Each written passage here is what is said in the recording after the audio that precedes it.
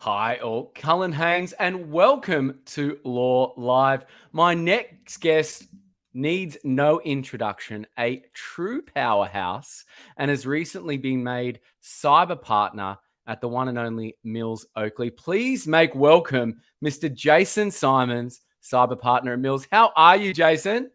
Mate, I'm fantastic. Thank you so much for having me on the live stream. This is the first thing like this that I've ever done, that's for sure. So thanks, mate. It is. Oh, well, mate, we're going to make it absolutely fun. And everyone watching, it is live. It is 12:31 here on Wednesday, the 7th of September. So please put your questions, comments, queries, or concerns. We love all of them in the comments. And if it's Yeah, anything more, I guess, private that you need to talk to Jason on a cyber matter or whatnot, best to get you through LinkedIn, would you say, Jason? absolutely. LinkedIn's the place. We love LinkedIn. We live on LinkedIn. And on that note, what has been happening in your circle of influence, my friend? Mate, so much has been happening. It's been a crazy year to date, but a fantastic year. You and I have obviously been good friends for a long time, so you know that I am married to a wonderful woman, have been for 16 plus years, have two fantastic young kids. We live on the Central Coast, and mate, just to add to the recent move to Mills, we decided we'd move house after 11 years at Umina Beach on the Central Coast, Yes. to move to Terrigal. So still Central Coast, but we've moved house and we're doing it again in the next couple of months because we're building a new place at Terrigal. So life is very full, and but it's good. It's a good full. So lots happening, and of course, yeah, the move to Mills, starting the new cyber risk and insurance practice. I couldn't be more excited about this opportunity. It's only 3 months in, so very much still the honeymoon phase, but loving it. So yeah, good to share about it. Thanks, mate. No, pleasure. And on that note, I believe Mills didn't have a cyber division until you joined, or at least a substantial one. So you're building out that practice as we speak. Yeah, that's right. Some of the partners have obviously worked on cyber matters because it kind of filters into a lot of areas these days. But a real focused team and one that I'm leading is what the firm was looking for. Clients were asking for that capability. I think the market's demanding that law firms like Mills, step up and provide this service in a really focused, and with a team of people who know this area well, and also I think have a passion for it. I think Yes. I think as lawyers we can be tempted at time to dabble in different areas, and that can be good. Variety is the spice of life, they say. But I think now that we're kind of into this cyber area for a number of years now, I think there needs to be firms doing it as a specialty to deliver the quality of service that they need. No, I'm indeed by what you're saying that it is something that is becoming more prevalent rather. And I'd Mm. love to touch on what is it you do? Is it like you have a great phrase like anyone with a phone or an internet connection is your client. I'd love to Yeah, explore that. sure, mate. Look, I think, as I said, it's still relatively early days, so you still get a little bit of pushback from organisations about, oh, we're okay. We don't have cyber risk. We're not a target for cyber criminals. We're not. We're fine. We've got good cyber security and that sort of thing. And I think fantastic, great. Invest in cyber security. Partner up with a lot of organisations do a great job providing that service. But the problem with cyber risk is you can have the best security, but if you're online and you have humans working for you, so until the robots take over, there's going to be cyber risk in your organization, because at any time, one of your staff can make a mistake. They can click on something they shouldn't. They can send something they shouldn't, and they can breach, privacy obligations, and they can also, unfortunately, bring about a pretty major problem for your organization, things like a ransomware attack or a large data breach of customers' personal information. So yeah, mate, a phone is really is really it. No, it is scary when you think about it. And look, there's lots of people tuning in already, and I'm sure they've got some great questions. But a lot of people don't know about the privacy obligations and whatnot. Like, say someone does click on a link and it, I guess they get access to all their clients' data. What are like not? It's obviously general advice that they should reach out to you for more. But what are the ramifications? What do we need to know about privacy, and what are they breaching if something like that does happen? Yeah, for sure. Look, you might have noticed at the bottom of most websites you click on, there's a thing called a privacy policy or privacy statement. Yes. Basically, organisations are obligated to comply, with that legislation, and it's pretty Yes. serious stuff. And so, what can happen in a cyber incident is that if the personal information that organisations hold, and we don't want to kind of make out that the personal information that I'm talking about is something super special. We're not just talking about the really private stuff. Like, I'm just talking about a name, an email address, a phone Correct. number, a home address. If those things combined are, stolen by a cyber criminal, or maybe accidentally released, out into the world, you can be in breach of certain provisions in the Privacy Act. And then what that then does, it requires you to do certain things. It requires you to investigate, make a decision on whether you are obligated to notify that data breach to your customers and the commissioner, and then do other things. If you don't do those things in compliance with the Act, you can get in trouble. And I don't just mean in trouble in the obvious sense, the regulator comes knocking on your door, but it can also be maybe through litigation. It could also be just your customers aren't too happy about the fact that at one point in time, their personal information was stolen, sold to the dark web, or potentially compromised, and they didn't know about it. They weren't told. And it's amazing how, in the last, I would say, recent times, our personal information, our what makes us us in terms of our identification is so important and so private, maybe more so than ever before. And I think, organizations have to recognize that and have to take ownership of the information they have in their hands. And if they're not able to protect it, either through good cybersecurity, but also, criminals can get in behind, the best organizations, and they need to comply with those regulations. Absolutely. And on that note of cyber criminals, what's the main thing that you're seeing these cyber criminals do at this time? Like, what's the number one thing that people should be aware of? I'm a black hacker. I'm doing some nefarious activity. What are these firms? What do we need to be watching out for? Because I'm scared of this guy or girl, potentially accessing that data. Yeah, sure. I don't know if you look like a cyber criminal, mate. You look like the Green Lantern or something, and The Green that Lantern or the Riddler, that I've been yeah, told with the this Riddler, one. the Riddler, maybe the Riddler. Oh Riddle me gosh, this. I don't think either of those movies did particularly well, mate. So maybe stick with the suit. Look, what have they been up to recently? So probably something that a lot of people are aware of is a thing called ransomware. So what criminals like to do is they like to get into an organization's network, and encrypt all the files in that organization, and demand money in return for you getting access back to that information. And it can be crippling. I've had the unfortunate experience of having, a CEO of a large firm break down, cry, because literally their business was crumbling in front of him because he couldn't trade, because this criminal had just put this ransomware across his system, couldn't access it, and it was the kind of business that needed that, that client churn, that daily revenue. And so, unless fortunately they had an insurer that was able to support them through that extortion, and they were able to get back up and running in a relatively short period of time. But in that moment of crisis, mate, it wasn't a fun place for him to be. And so that's probably the number one. But that people might be aware of. But the other one probably to flag is just your good old business email compromise, or BEC.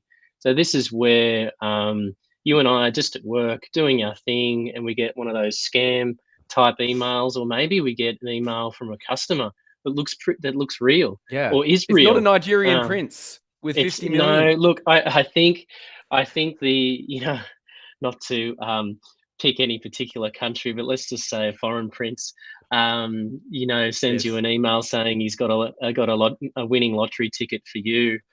Just click here. Or maybe it's a particular government department sending you some cash for some reason, things like that over your phone.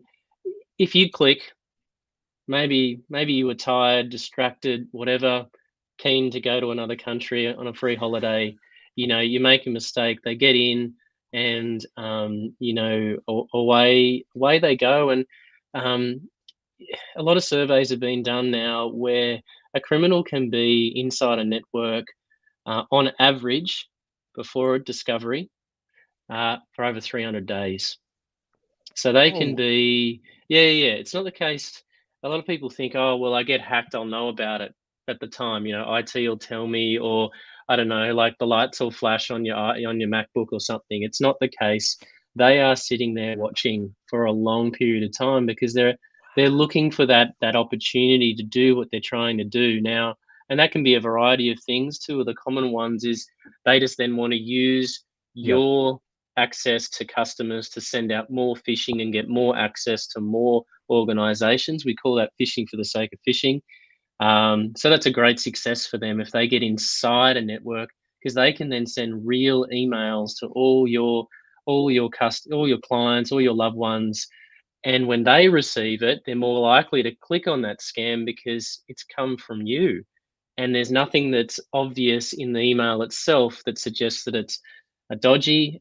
They might also write in your style, Cullen, like they might hover over your emails for 6 months and see that, you're a really positive guy in the way you frame your emails and things like that. So maybe in the scam email, they'll be like, hey, great to hear, great to see you the other day, champion. And, see how well you're doing. And I saw your thing on LinkedIn the other day. Good on you, mate. Oh, scary. I'm sending you this, this exciting new thing that I'm doing. Click on this link, and let's catch up once you've read it.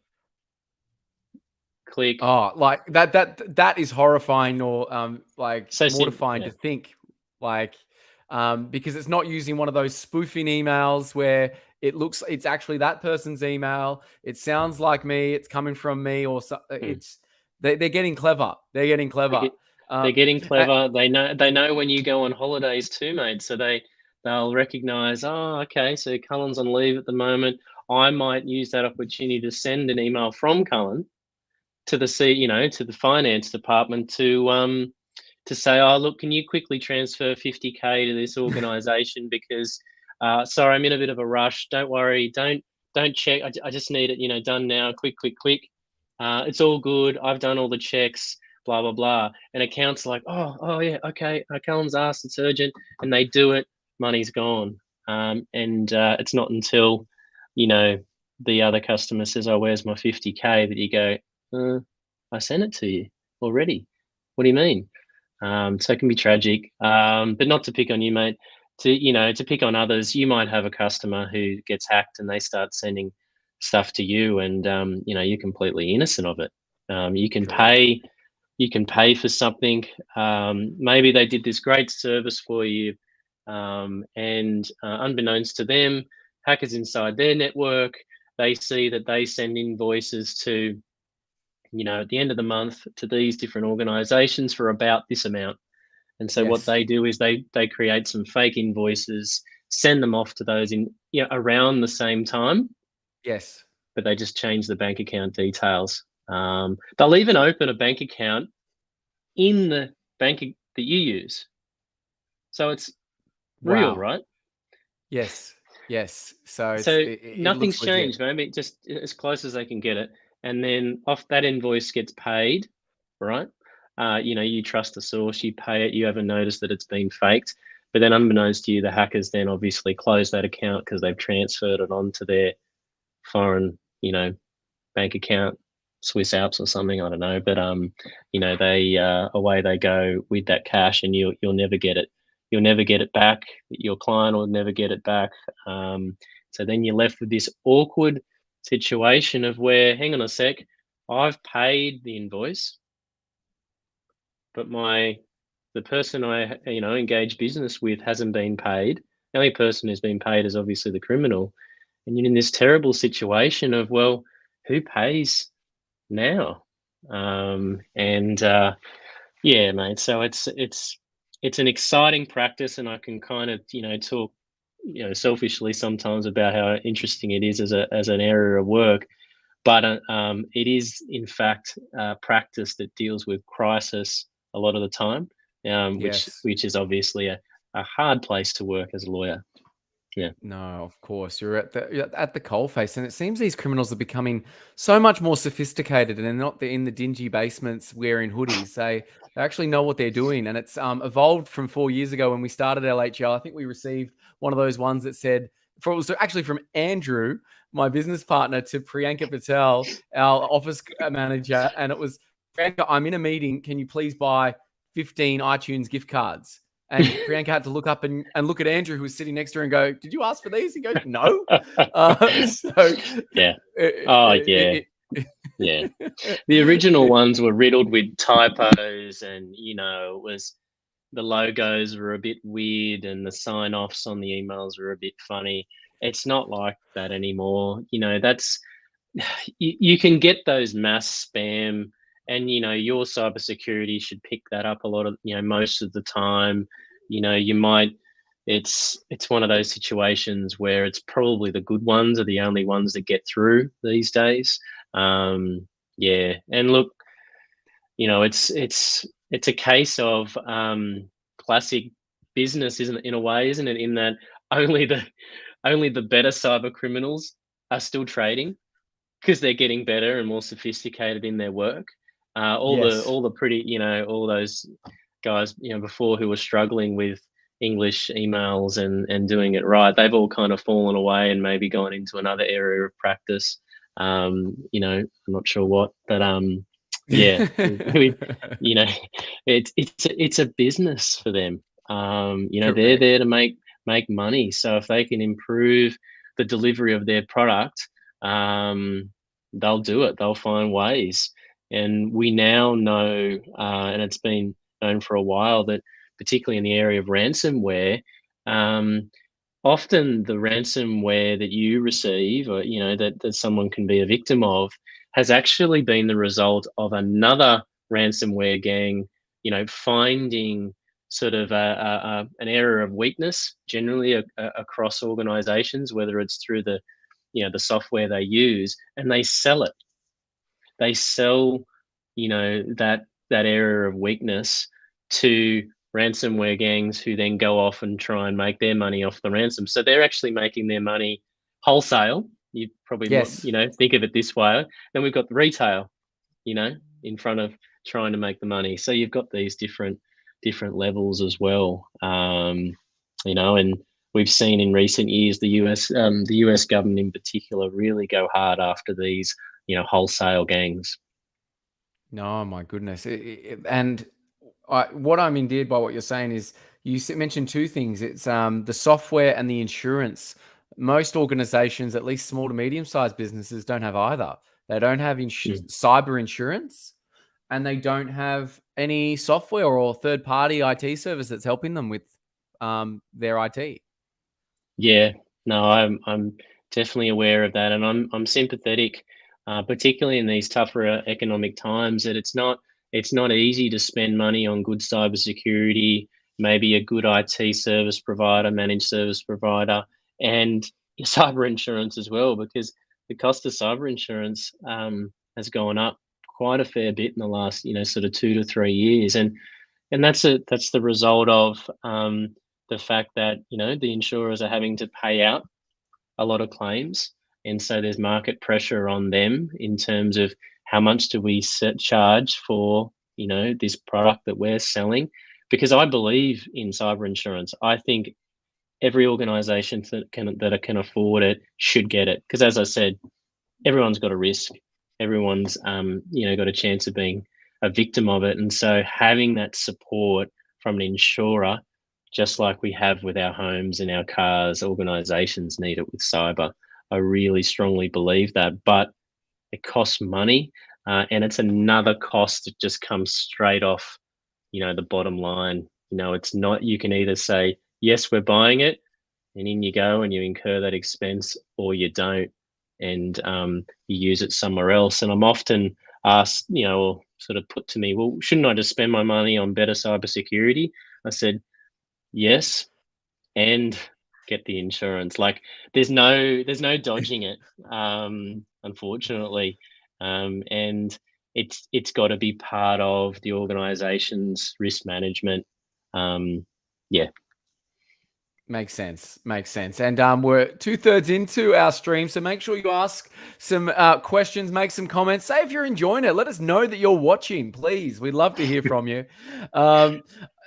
Switching gears a moment, you mentioned the deep web or the dark web. Not many people know about it there, Jason. From my understanding, like 1% of the internet is on Google that people can actually find. The deep web is the other 99% that's not listed. Is that true? Do I have it wrong? Tell us what the deep/dark web is. Sure. Don't know about the percentages. It's a place you shouldn't. It's a place you shouldn't go. So I don't want to start telling people about this exciting place that they should go check out tonight. It's go on holiday. Yeah, look, a lot of people may not be aware that what Google shows us is the internet is a fraction of the actual internet. It's just what it allows us to see, and it makes decisions. And there's even been a recent case of where basically an organization was not allowed in to Google effectively, and kind of the power that they hold over the free world is extraordinary. Incredible. But this, on the dark side, there's this place where you can go and buy all sorts of things. It's kind of like anything has a price, including our identity. So apart from just the obvious guns, drugs, pornography, all those horrible things, you can also buy our identity, mate. Your email, phone number, and home address can be packaged up for a price. So you might be part of a group of identities that get sold as a package off to different organizations that want to conduct some scams or have a go. So I don't know, do people want to feel good about the fact that their identity has a value? We all have a value. You're not and you can get sold quite a number of times. And in fact, there are websites you can go to find out if you're on the dark web, if your identity is. But you shouldn't be alarmed, because you probably are on there in some shape or form. It's what you do to then manage the fact that you are that matters these days. If you're still using the password across your bank account, your work email, your home email, your Netflix account, you're in big trouble. Like you are, if you're not hacked already, you probably have been. So, Correct. If you're using the same password across multiple areas, particularly if you're doing a bit of online shopping. I don't mind a bit of online shopping. My wife Who doesn't? thinks that I have a bit of an online shopping therapy thing going on. It's cool. Shout out to all the online shoppers. Please. But what I do make sure of is that the password I use for, I don't know, what have I been on recently? Reebok, I think, is not the same as my work email or my bank account. It's very different. So that, unfortunately, if that organization has a breach, a hacker can't then, surf the web and find and get access to me somewhere else. Because they're going to get right. Yeah. You buy the shoes, you give them your email address, you give them your phone number and your name. You give that away every day, right? It's not really private. You need to do it to buy the thing. But the password that you use, for that account, if you're using it across multiple accounts and there's a breach and that password is available on the dark web, they can just very easily find you somewhere else and have a go. Of course they can. And Mm. yeah, it's a scary thought. So I think LastPass is a great personal thing to have all your personal Yep. passwords and change it and whatnot, keep up to date. So some good points there. You mentioned your wife. How do you balance having a beautiful wife, children, family, and a busy Oh. practice, family, community, church, etc., Jason? Oh, look, I'm not sure if Nat's watching, but she'll be Oh, hey, smiling Nat. right now. I'm not sure not sure if I balance things well, but I do my best. Look, I actually think, and I've often shared this with young lawyers in particular. Work-life balance is probably a bit of a myth. Mm, I actually think that work is part of my life. I'm so blessed to be a partner of a great law firm, right? I am, to have an amazing family, but it's all in this beautiful mix. And at times, particularly right now, starting the cyber practice, work hours are going to be heavier. So if you sort of think about that scale that you kind of this whole balancing thing, we intentionally have more weight, on the work side at the moment because I want this thing, we want so badly this to be a success. I'm loving it. correct. It's a great opportunity. Who wouldn't want to just dive in and give it a good go? And so the flip side of that is maybe less hours at the moment, with dad on the couch with the kids at night, you know, but then at all times, they're my absolute priority. So if my wife texts me now saying, one of my kids, something's happened, like I'll hang up this call and I'll be out of here. Like it won't be like, oh, I'll be there in half an hour. Sorry, I'm with Cullen and this is a great opportunity. Yeah. Like they're number one at all times. So that kind of throws the scale way off, right? And then and also I found that if I ever try to do the whole, okay, so today I'm going to spend 7.23 hours at work. I'm then going to do 1.34 hours with my kids. Then I'm going to do 30 minutes quality time with my wife. I'm going to, 45 minutes in the gym. Then I'm going to read this amazing book for, yeah, uh, doomed to fail every single time. And I think that can lead to unnecessary anxiety and even over the longer term, maybe even depression. And so for me, what I strive to do is I try and make a conscious decisions throughout the day. So, should I still be at work after 5 today? Make that decision, or do I jump on the train, get home, be home for dinner, log back on if I need to, or maybe not, just hang on the couch with my wife. Make that conscious decision as opposed to just, as my wife calls it, going into the work vortex and just burrowing in and not really thinking about, oh gosh, it's 8 o'clock. Oh, that's right, I've Yeah, got kids and correct. I've got kids at home that, you know where's dad?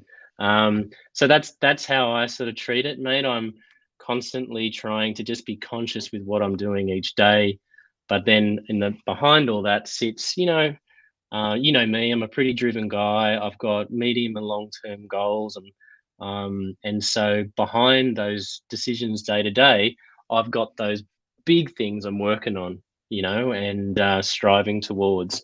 And it's not just work. Like, yeah, I'm trying to keep my fitness up. I'm north of 40 now, mate. So, apparently everything you eat just seems to hang around.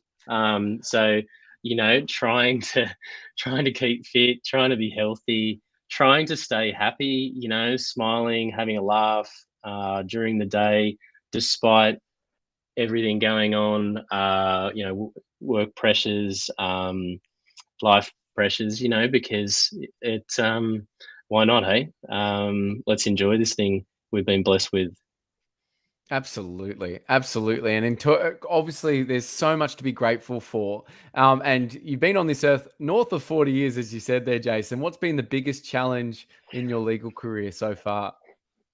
Yeah, I thanks for giving me the heads up on this because it didn't come to mind straight Oh, away. good.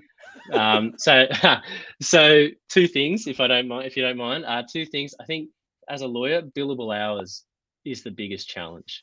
For Yes. those non-lawyers who are watching, listening, man, the constantness of being a lawyer in terms of that we have to charge or bill 7+ hours a day to make budget, to is tough. Like, and it excludes marketing, coffees, lunches, travel, admin, internal meetings. It doesn't include that. So you take all those off the table, you still got to churn those hours out. It's hard. So that's a huge challenge in a legal career. And it's not for everyone. It takes discipline.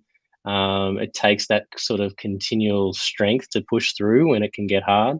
And I think, yeah, that's probably been, at times I've been an advocate for certain areas of law, maybe using a different form instead of just billable hours because of the pressure it puts on people. And there's been some great initiatives in that way. I know friends at different firms and other partners here, and even myself, think about how we can package work at a price as opposed to requiring our young people in particular and partners. I read an article yesterday about the stress of billing, on a time basis.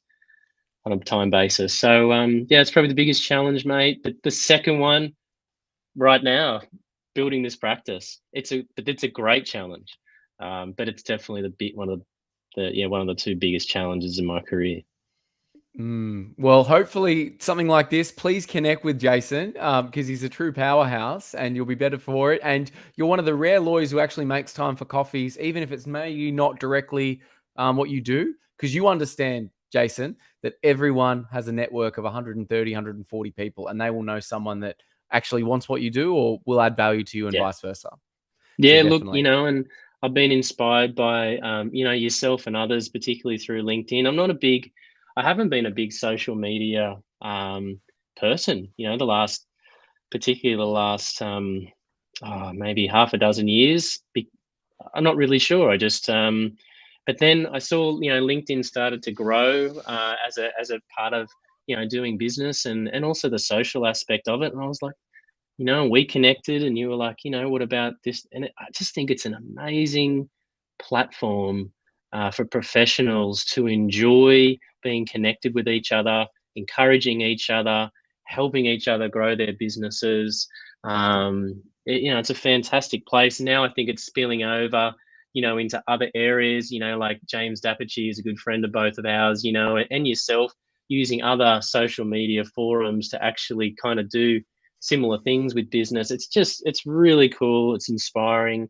Because as you said, if you're putting yourself out there and connecting with people, they're connected with people and so on and so forth, you don't know who's going to knock on your door with a Correct. great piece of work. You just don't know.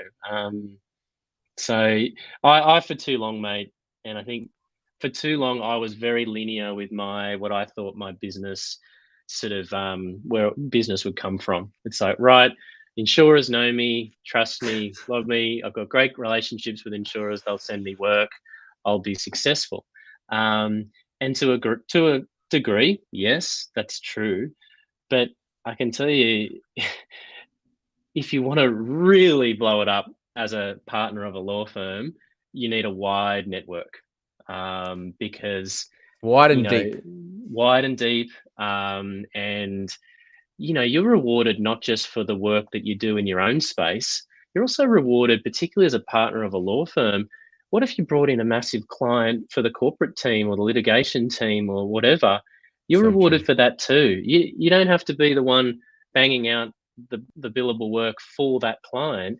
It's a business. It's about bringing in those clients, and that's where a network, people connecting, is so cool. Mate, and I enjoy it. Like, I like people, like hanging out, like a coffee. So I enjoy it. What you see is what you get there, Jason. You're a true gem, a true powerhouse. My final question: when all is said and done on this, and we leave this mortal coil, how would you like to be remembered? Oh, look, a great husband and dad absolutely would be my greatest priority. You know, I pray that they're the ones by my side at the end. So, also a great brother and son. And then, yeah, in terms of my career, decent lawyer. That'd be nice. Pretty good. But more importantly, well respected by the industry. And I don't just mean clients. I mean by even competitors. Other law firms. that's important to me. I think as an industry, lawyers like a good argument, but I think respect is so important.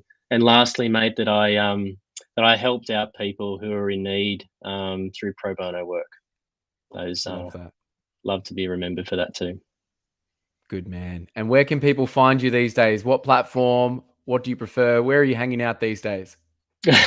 Yeah, LinkedIn. I'm happy to give away all my contact information on there. Why not? The hackers are trying to get it, so I'll just give it away. I'll just give it away for free, just straight on the platform. So connect with me on LinkedIn, stalk me there. Contact details, email, phone. It's even my mobile number. So feel free to reach out. Happy to have a coffee, a chat. Yeah, great just to be connected. Thank you so much for your time there, Jason. We'll bring you back in a moment for our premium subscribers on the podcast. But thank you for joining us for a Law Live, Jason. You've been fantastic, sir. Enjoyed it, mate. You're a legend. Thanks, Cullen. Good man. And everyone watching, that's the official part of the Law Live. Please connect with us. And this comes out every Wednesday on Wednesdays. And you can get us where you find your podcast. We quickly upload it. Thank you so much, everyone. Enjoy. We're bringing back Jason for 2 bonus questions. So those hanging around, you're honored by these 2 questions. The first one, Jason, how would you explain your role to a 6-year-old? Well, I have a 6-year-old, so oh, perfect. How do I explain to my son what I do? So I tell him this. I help people when a bad person tries to steal their computer or iPad in his case, or the stuff on it. Love that's It's pretty simple, and I think it's very powerful. Even people watching will be like, okay, I've got to get in touch with Jason now. That was easy. And this one's quite an out there one. Not many people know I'm a physics major. Shout out to UNSW, Concrete Jungle. And this question gets me every time. If you could go back in time at any age and talk to yourself, what age would that be? And what advice would you give yourself? Great question. What age would it be? Ooh.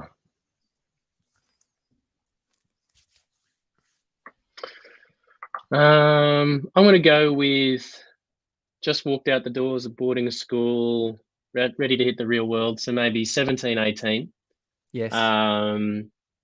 And so starting my legal career at law school at UTS, I'd say to myself, be proud of being yourself, be yourself. And secondly, for the career side, focus on relationships, not the legal stuff. The legal stuff is a given, yes, and I knew that. But what I would say to myself is all those wonderful people you meet along the way, other uni students, lecturers, bosses, partners, lawyers, clients,